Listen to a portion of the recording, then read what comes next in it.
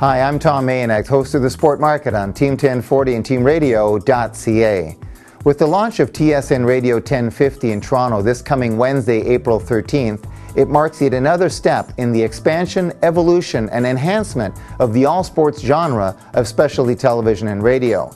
TSN Radio 1050 gives the country's largest market a second all-sports radio station, as it uses the opening day of the 2011 NHL Stanley Cup playoffs to join the fray and the long-standing Fan 590, which was the original all-sports radio station back in 1992, not only in Toronto, but in Canada.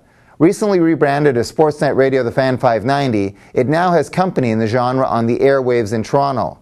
The country's media and financial center becomes a pivotal battleground for not only all-sports radio, but for the larger competitive fight between TSN as the country's #1 all-sports brand and Rogers Sportsnet as its biggest competitor. That, in turn, is merely a subset of the grand marketing war being waged between two of the country's largest telecoms. Bell, which owns and operates TSN, TSN2, TSN.ca, the network of team radio stations, and now TSN Radio 1050, and Rogers Communications, which stands behind Rogers Sportsnet 1, the Sportsnet regional channels, Sportsnet.ca, and Sportsnet Radio The Fan 590 in Toronto, and Sportsnet Radio The Fan 960 in Calgary. And that's exactly the way TSN Radio 1050 versus Sportsnet Radio The Fan 590 should be seen. It is merely at the ground floor of a three-tiered competitive platform featuring all sports radio in the trenches in Toronto, all sports broadcast nationally, and the high-stakes telecom sector in Canada.